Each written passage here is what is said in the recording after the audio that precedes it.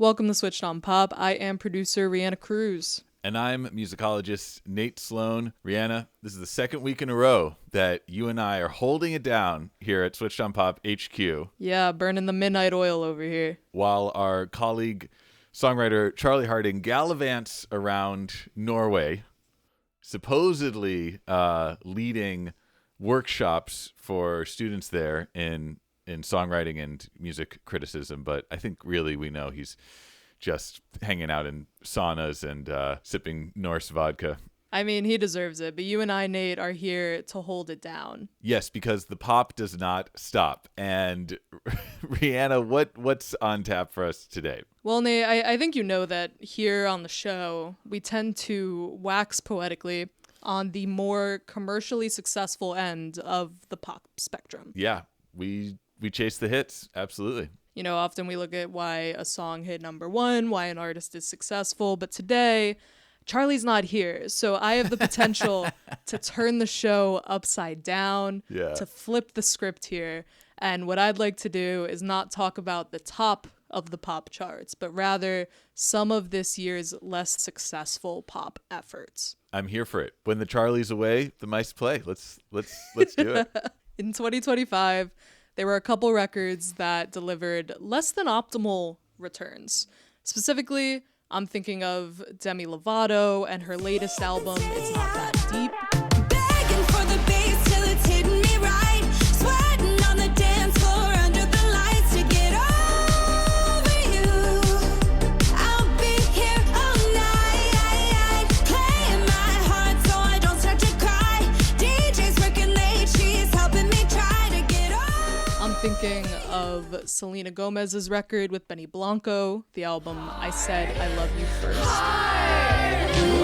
Open arms, holding you naked, middle of Sunset Boulevard,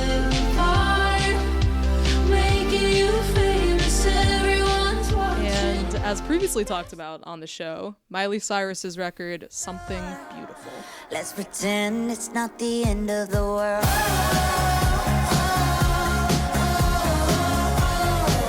Let's pretend it's not the end of the world. So I think it's safe to say, Nate, that it's not really a great time to be a former Disney pop star. Yeah, that's the through line connecting all of these artists, former child stars, part of the Disney machine, I guess, Disney Channel alumni. Yeah. I need to say this right at the outset of the episode. I've never seen an episode of anything on the Disney Channel ever. Wow. I just missed that. I don't know if it's my, millennial age or just my tendencies, but nevertheless, I'm obviously aware that these stars all went through the Disney pipeline, and I have some idea of what that means, the pressures that entails, the fame and the scrutiny, the toll on one's mental health. But yeah, these are huge artists. I mean, these are artists you can refer to just by their first names: Demi, Selena, Miley. Like, these are legit top of the line pop stars. So the fact that all three of them weren't able to find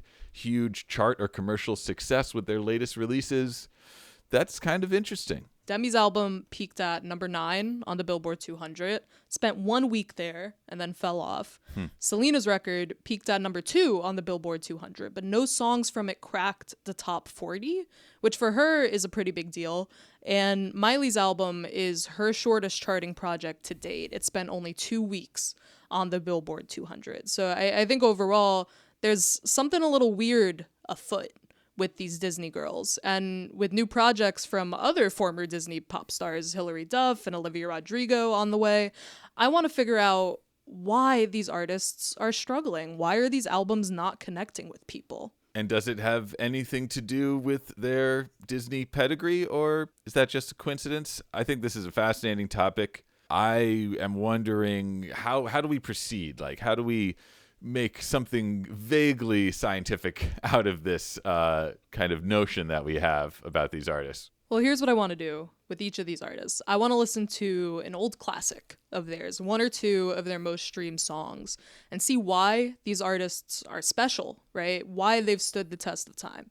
And then I want to listen to each of their 2025 releases to kind of peek under the hood here and dissect what's going on, why they're not landing. Sounds like a plan. Reanna, which artist should we start with? Demi Lovato.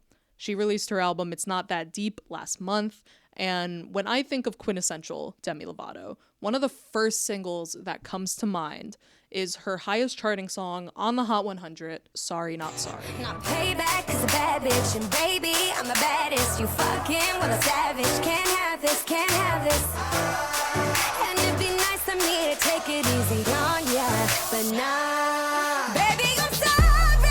I'm not sorry. Baby, I'm sorry. I'm not sorry. Being so bad got me feeling so. It's basic pop, but it feels authentic. When Demi sings, I believe her, especially on parts like this in the pre-chorus where there's a little bit of cursing. It feels authentically edgy, feels very much like her. But I think above all else, what makes Demi special is that voice. It's loud, it's belty. Yeah. She's kind of yelling and is very much in your face, but that's part of her charm. I remember when we covered this song on the pod back in 2017 and Wow. later spoke to its producer, Oak Felder, about the track as well. You can find both those episodes somewhere deep in the Switch on Pop archives. And yeah, that was a profound moment for me because I think up until then, I probably had some biases against Demi being part of this Disney pipeline, maybe thinking she was kind of a manufactured industry plant type of star, and then realizing, no, this is an artist with an incredible voice. Later, I would hear her sing in Joe Biden's virtual inauguration, Bill Withers' Lovely Day. And I know it's gonna be.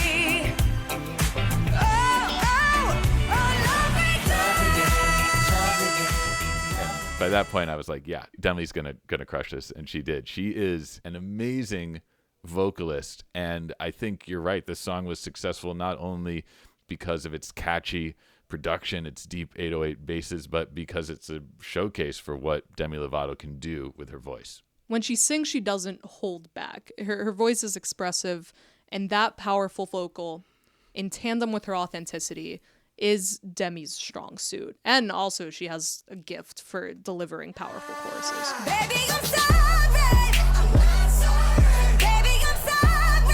I'm not sorry. Being so bad got me feeling so good. Showing your worth like I know that I would. And the defiant lyrics of this song just seemed so in her wheelhouse. Yeah.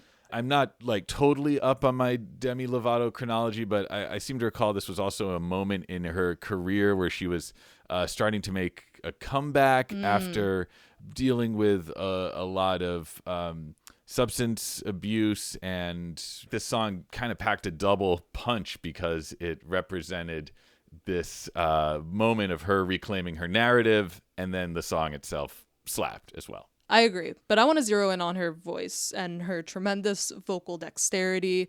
This is kind of her calling card, right? Pretty much all of her massive hits feature her belting in some capacity. I think of 2013's Heart Attack. You make me glow. But I cover up, won't let it show. So I'm putting my defenses out, 'cause I don't wanna fall in love. If I ever did that, I think I'd have a heart attack. That song, I hear it, boom, I'm back at the water park. Like, I'm there, I'm smelling the chlorine, I'm a teenager, you know, life is hard, but I love Demi Lovato. Like, that's where I get transported. I mean, there's a feeling of release that you experience when you hear someone hitting notes in that range with that power. Yeah. So at this point in Demi's career, we're almost 10 years removed from Sorry Not Sorry. At this point, that song almost feels like an outlier in her career. Demi since has changed her image a couple of times. She did a hard pivot from this R&B poppy hybrid to hardcore and metal. A couple years back, she put out a cover album rockifying all of her old hits. And I remember we covered her last original record titled Holy FVCK Oh, yes. in 2022 when it came out. And that album Yep. had singles like the song Skin of My Teeth. Demi leaves rehab again. When is this shit gonna end? Sounds like a voice in my head. I can't believe I'm not dead. I'm alive by the skin of my teeth. It kind of felt like that just might be the sound of Demi Lovato from here on out. Yeah, that was the last tip that she was on. And I remember speaking about this on the episode that we did, that this era felt very authentic. I was like, this is Demi's endpoint. Like, this is what her music has always meant to sound like. So I was surprised when I pressed play on her new record, It's Not That Deep, and was met with a sound that was less fit for a mosh pit and more for the club. Here's the first single, titled Fast.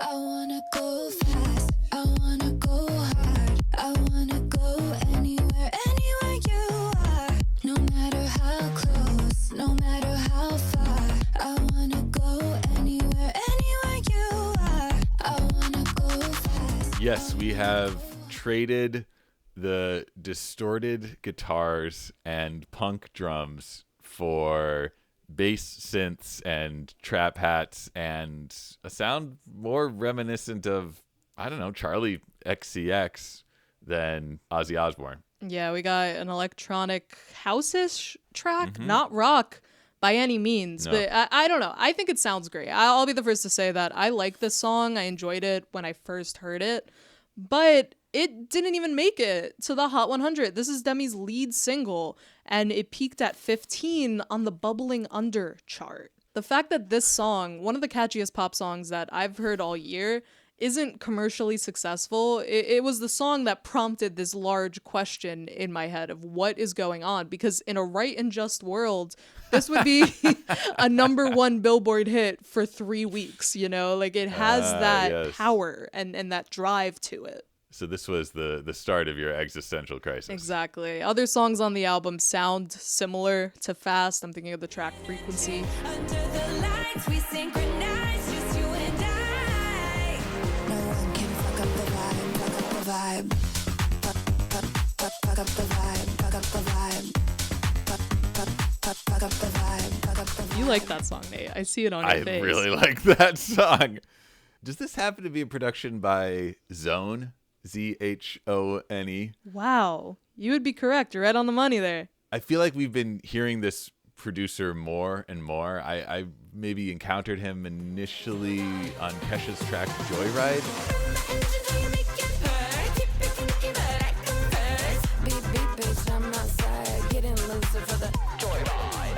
Oh, that's a heater. Yep. And I feel like Zone has become one of those producers with this very identifiable sound, very kind of hyper, a little bit frenetic. There's always some weird sound that doesn't quite belong, and yet it's also still really catchy. So to me, this would be a signal that these songs are going to see a lot of success, because he's like one of the most in-demand producers right now. And yet, as you're telling me, this song is not getting the resonance maybe that she and her team would have expected. Yeah, I mean, it's catchy. It's a little inventive, right? Very of the moment. So why is this album not connecting with people? Honestly, I think it comes down to why Sorry Not Sorry is significant. Demi's voice is what makes her music special, and the songs on It's Not That Deep are not vocal showcases. So you could have the catchiest melody, the most innovative production, but if we're not hearing the calling card of Demi Lovato, her virtuosic voice, maybe these songs aren't going to land. Yeah, It's Not That Deep is, maybe it is that deep as we're talking about it, but it's a dance pop album with songs for people to dance to. You know, the vocals take a back seat. They're not driving the boat here. And I think that diminishes what makes her music special to me. I love her voice and I want to hear it do its thing. But when you strip away its power, you're left with songs like Kiss, which are great to take, you know, jello shots to in WeHo, but they're not as uniquely Demi. I kiss for fun, it's fun to kiss. I use my tongue like this.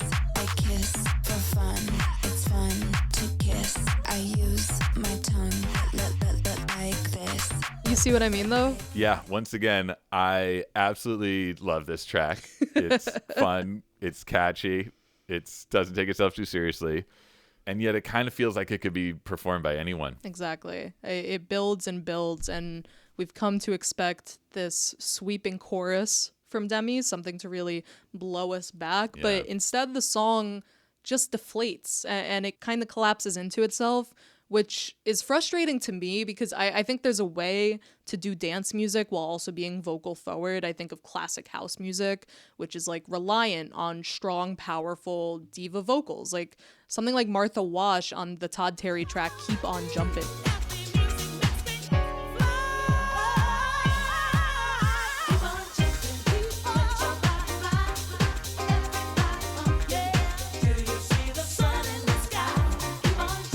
I know it's possible. So the fact that Demi's songs are not as vocally powered is disappointing to me. You know, I feel the exception might be the very first track you played us at the top of the episode. Can you remind me what that's called? Here All Night.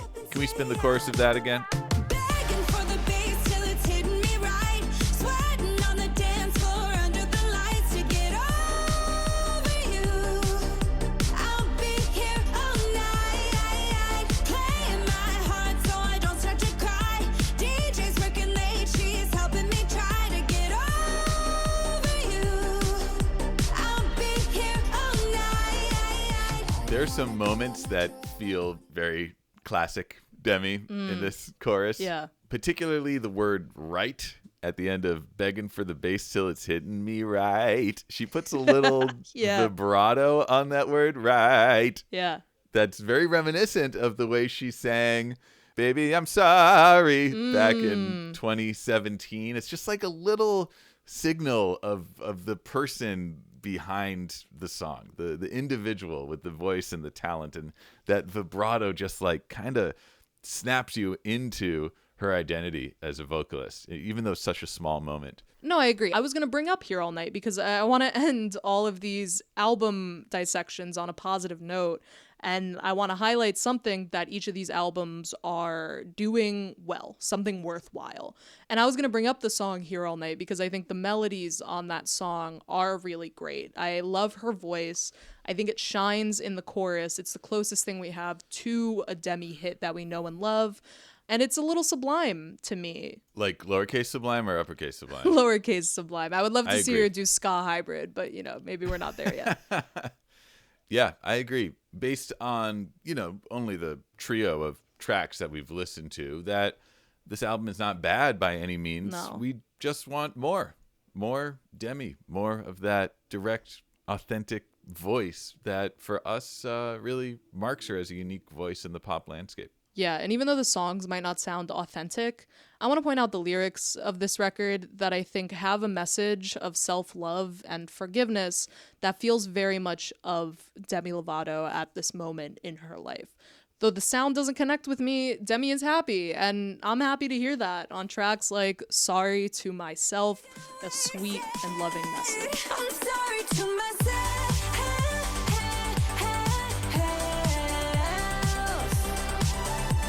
For lying in the mirror, saying all this is love. For lying in the mirror, pouring salt in the cut. I'm sorry to myself.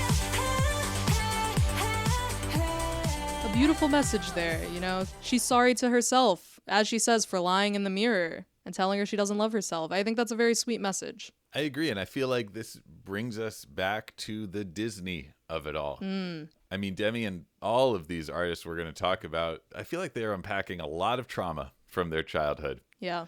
And even on a really sort of bright and kind of victorious sounding album, there's this song that reminds us that all of that stuff she went through, it's still present. She's still dealing with it. You don't escape that Disney experience without some scars. And I'm curious if this is going to show up in Selena's work as well. Yeah, I'll take this opportunity to move on to Demi's co-star in the Disney Channel original movie Princess Protection Program, Selena Gomez. I loved that flick when I was younger. Selena is an artist that, quite frankly, is a chart powerhouse. I think a quintessential Selena track is her song with A$AP Rocky off of Revival, the track Good For You. 'Cause I just wanna look good for you, good for you. I just wanna look good for you, good for you. Let me show you how proud I am to be yours. Leave this just a mess on the floor. Still look good for you, good. Here, I think Selena Gomez shows her strong suit, which is also, like Demi, her voice, but at the complete opposite end of the spectrum. Her voice is hushed, it's muted, it's very breathy, it's sensual, and it gives her songs an intimate quality. We've definitely spoken on the pod before about our admiration for Selena Gomez for many of the opposite reasons of Demi Lovato. Not someone with a voice that's going to blow you back, I think, as you described Demi Lovato. Yeah. More a voice that's like built for headphones, that conveys a lot of emotion and drama that almost verges on speech. Someone who can kind of whisper in your ear and make you feel that intimate connection to them, even if they can't, belt a high G or something. Like, let's be clear, there's a talent here, there's a skill here. It's just maybe not as apparent as it is with someone like Demi Lovato. I like that audiophile voice. ASMR pop with a little bit of cursive singing in here as well. A Yeah. little bit of indie girl voice. Good for you. Good for This is Selena Gomez's appeal. This is the main thing that makes her special. But something that she also does that I don't think is talked about as much is her ability to be an effective featured artist. Her voice is malleable enough to serve as a perfect foil to an electronic EDM production. I don't think it's a coincidence that some of her most streamed tracks on Spotify are her features on songs by DJs, like Kygo's track It Ain't Me. Who's waking up to drive you home when you're drunk and all alone? Who's gonna walk you through the dark side of the morning?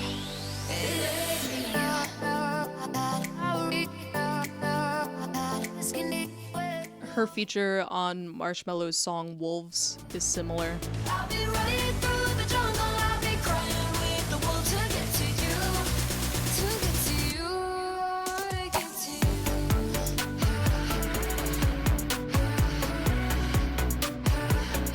you. She could be a chameleon in that way. So it almost feels kismet to me for her to release a collaboration album.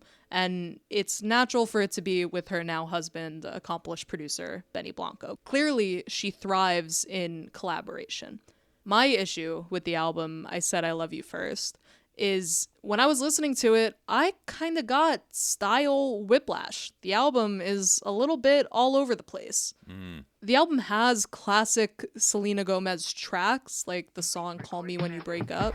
Call me when you break up. I wanna be the first one on your mind when you wake up. I miss the way we'd stay up. We talk about forever when I'm taking off my makeup. By all accounts, nice and inoffensive indie pop. Yes, I'm hearing lyrical echoes of Robin's Call Your Girlfriend, maybe. This Yeah. idea of like, yeah, you're in a relationship now, but when it ends, I'll be here. But at the same time, yeah, it doesn't feel really defined in a way that Demi did. Like, you were like, oh yeah, I know what this is. This is a track for the club. This is to get down to. This is to move your body to. This is to get that release. This is like a little more opaque in terms of what it's trying to target or something. But yeah, it's certainly catchy and pleasant to listen to. The album writ large occupies a similar space, but it is like genre confused a little bit. There's a Latin pop song on here featuring J Balvin, produced in part by Tiny, who's one of the biggest Latin producers. The song called I Can't Get Enough. I like that, baby, 'cause I can't get enough. Yeah, I can't get enough. Yeah, I can't get In here, we have a vocal chop that reminds me of her Kygo song, things of that nature that align. Yeah, to me, the melody of that vocal chop seems kind of a reference to the iconic reggaeton track, Mi Gente.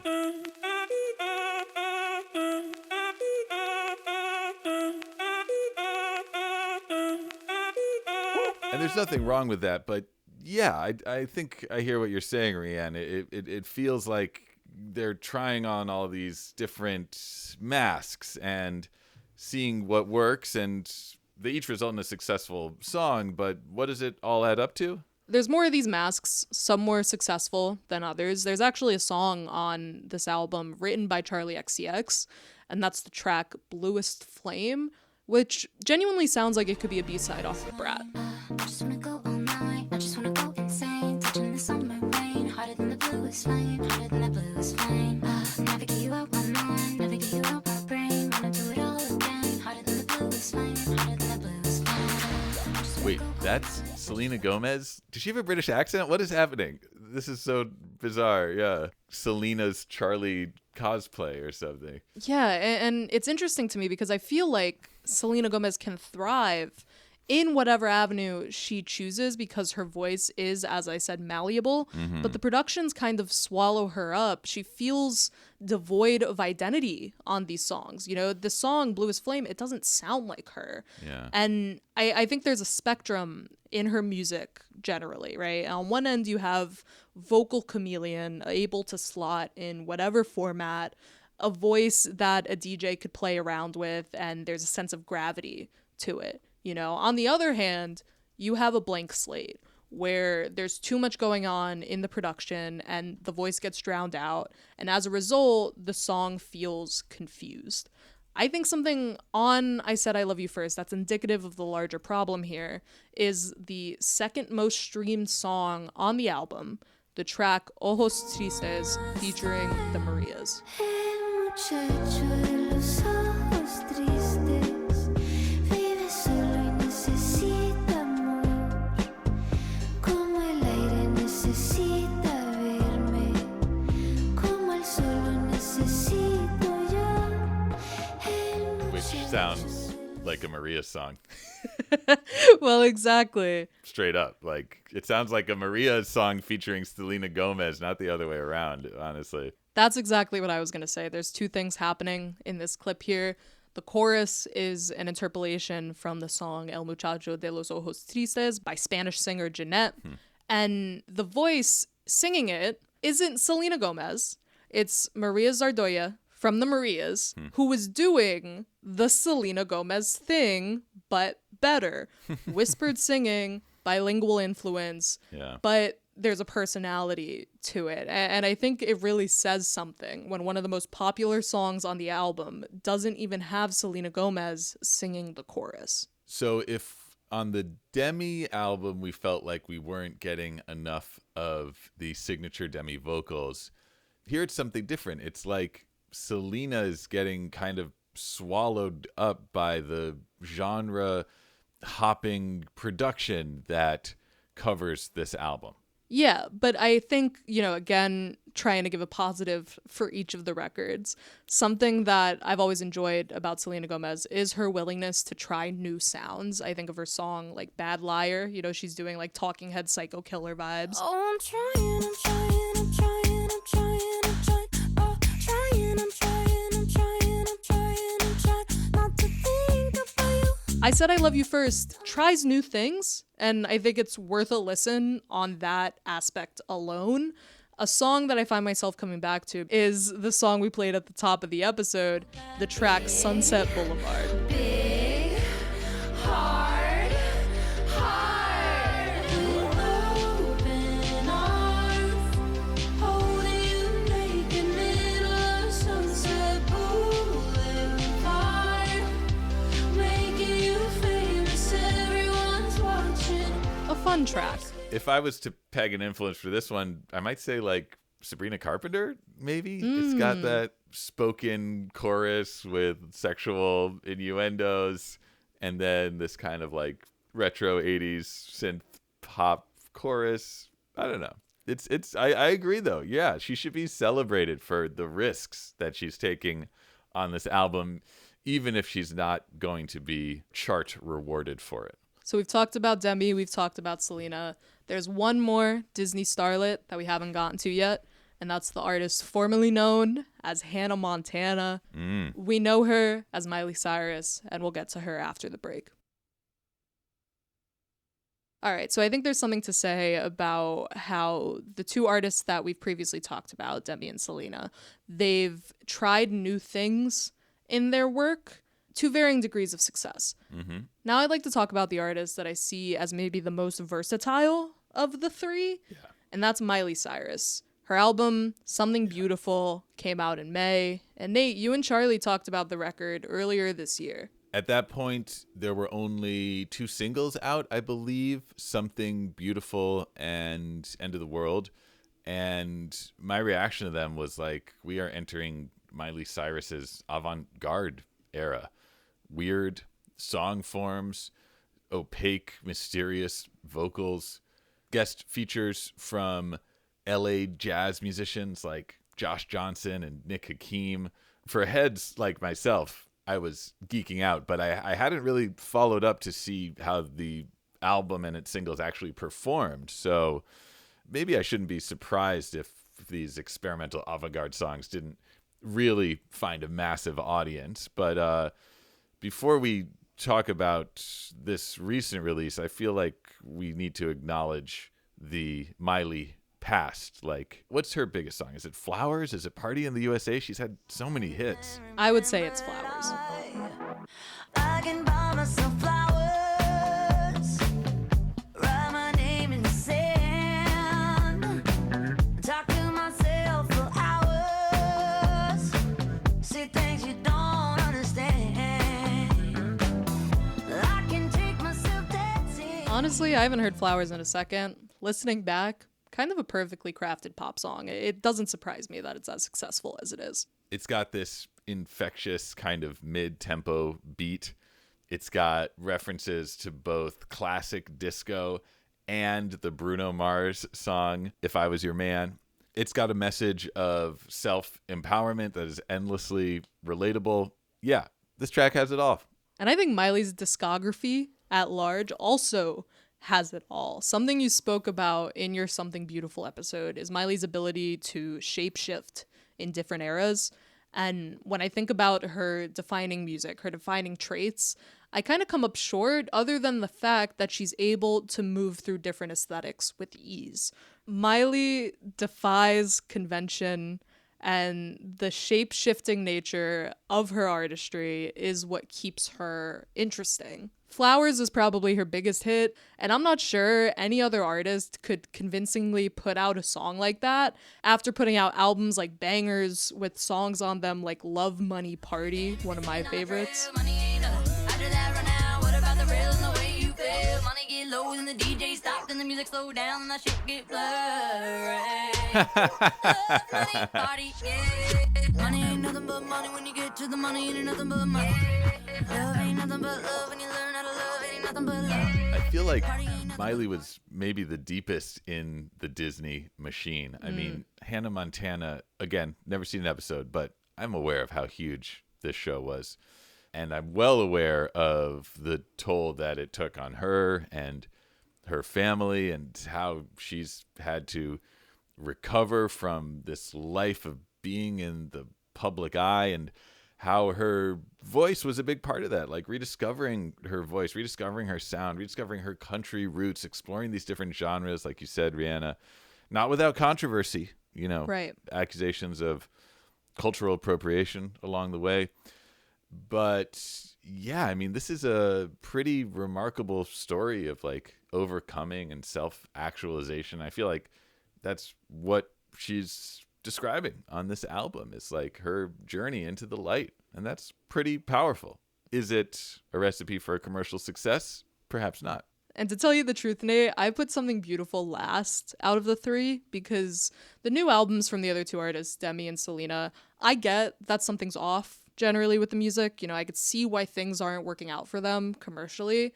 With Miley, I gotta say, I do not understand why this album is not connecting with people. I think these songs are good and interesting, and I like them a lot. Something Beautiful asks, what if all of Miley's previous eras were contained on a single record? I love that. There's a handful of songs here that have ended up on my best of the year playlist, you know? One that's stuck with me is the track Easy Lover. You got the love I always needed. Taught me the horses and I still wouldn't leave you. But you're not an easy lover. Tell me that's not a heater, Nate. Come on. It's a heater. I mean, I remarked on this, I think, when we record our episode about this album, but Miley is fascinating to me because I think she's like 33 or something. And she sings with the kind of worldly experience of someone twice her age, honestly. And I mean that like with no shade whatsoever.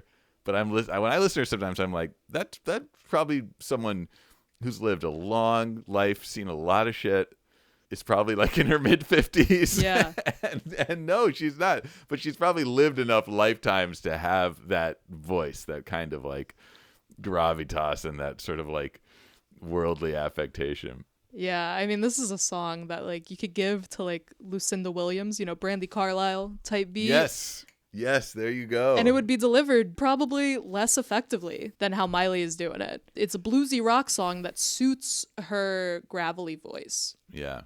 I have to say, more than what we heard from Demi or Selena, I feel like Miley is having a lot of fun Yes. here. I feel like she's like just having a blast. Like that's kind of the vibe I get from this album. Yeah. So it's surprising that it's not connecting with listeners. I mean, a lot of the same playbook that we heard in Flowers is present in this track. That kind of throwback feel, you know, this message of self-worth, this showcase for her vocals, and yet I don't know, maybe that's not what people want to hear in 2025. It really confounds me because I think like something Miley is really good at is putting you in a time and place, you know, and I listen to Easy Lover. I get like a desert horse riding fantasy, you know, galloping across the sands. I don't know. I think these songs are a little weird. They're a little funky. They defy convention a little bit. And another song I like on this album is the track Every Girl You've Ever Loved.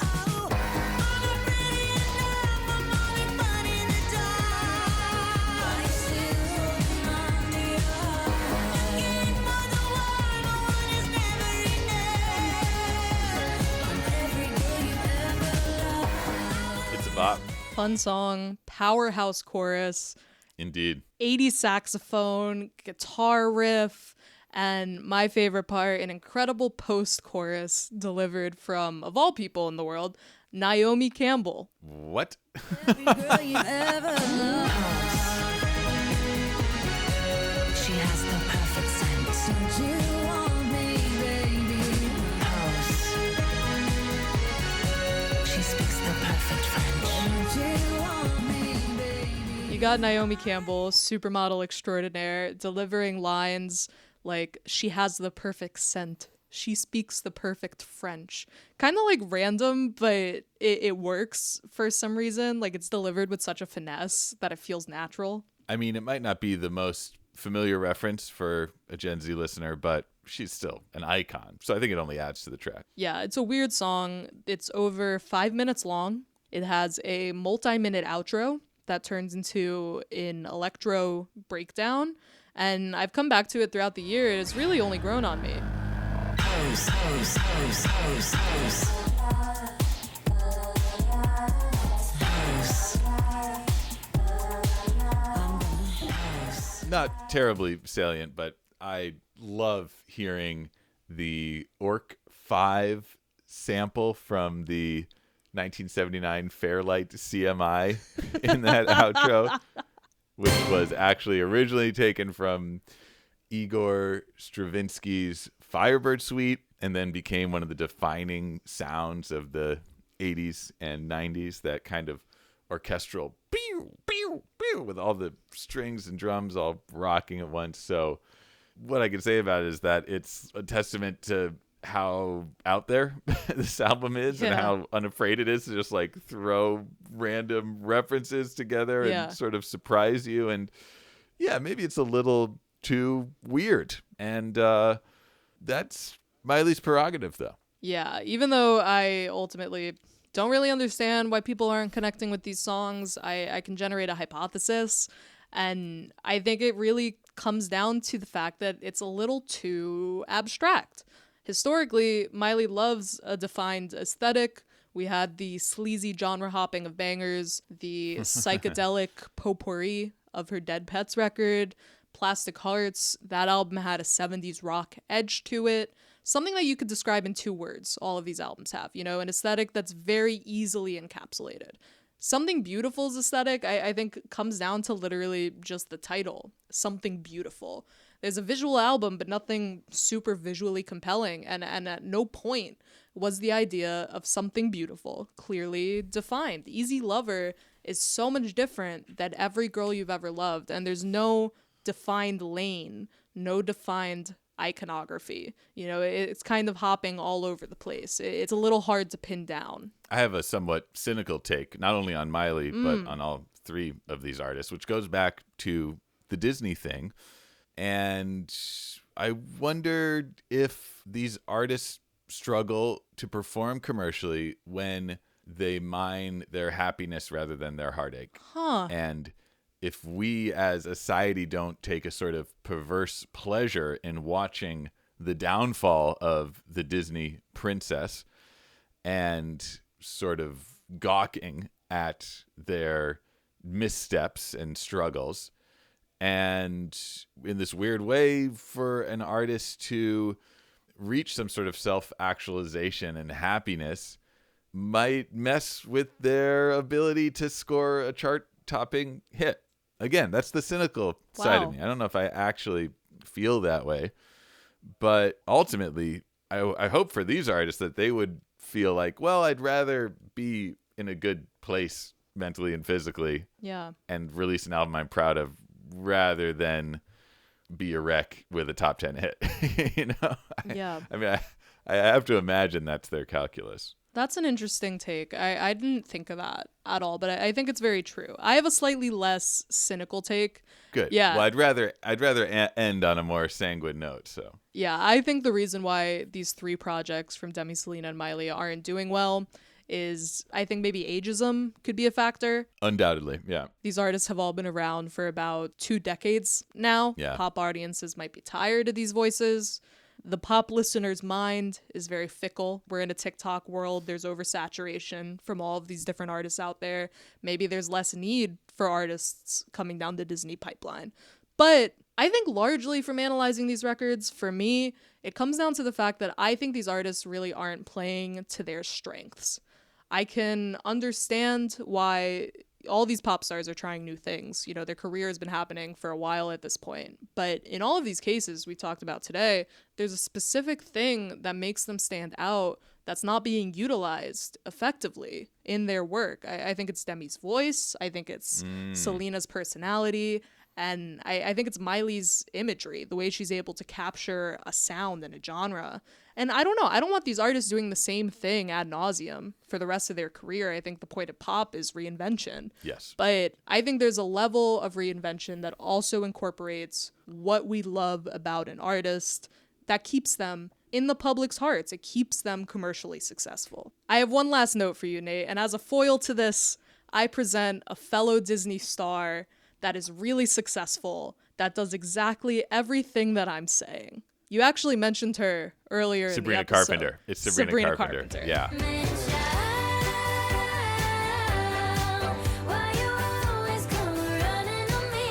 She's on her 7th studio record right now. She's been a workhorse coming out of the Disney machine. Wow. And I think over the past few years, she has just reached her maximum potential. The core reason of that is that she knows her strengths and she plays to them well. She knows she's silly, she utilizes her voice, and she could do the pinup girl aesthetic thing really effectively. So all that being said, I think there's hope for these artists, these older Disney artists. There's potential here for success. And as someone who was raised on Hannah Montana, who was raised on Wizards of Waverly Place, on Sunny with a Chance. I would love to see them continue to thrive. I like that you threw Sabrina Carpenter in at the end there, Reanna, and I feel like we could easily widen this discussion to even more Disney alumni, like Interesting. where are the Jonas Brothers at these days? So true. Where are Hilary Duff, Lizzie McGuire Realness, putting out a new album. yes, Olivia Rodrigo out there killing the game. What's her secret? This is a really stimulating thought exercise. So I would encourage our listeners to weigh in on the benefits and the disadvantages of going through the Disney machine, and kind of tell us where you think different artists are after having emerged from that specter of the mouse. And you can reach us to tell us about that at Switched on Pop on all the socials. Is there a Disney curse? That's what I'm saying. That's what I'm asking here, basically. Switched on Pop is produced by Reanna Cruz, engineered by Brandon McFarland, edited by Lissa Soap. Our theme music is by Jossie Adams and Zach Tenario of Arc Iris. We're a member of the Vox Media Podcast Network and a production of Vulture and New York Magazine, which you can subscribe to at nymag.com/pod. Like I said earlier, find us on social media at Switched on Pop, and check us out on YouTube at Switched on Pop. We've got videos up there. It's quite fun, I think. We'll be back again on Tuesday with a brand new episode. And until then, thanks. Thanks for listening. For listening.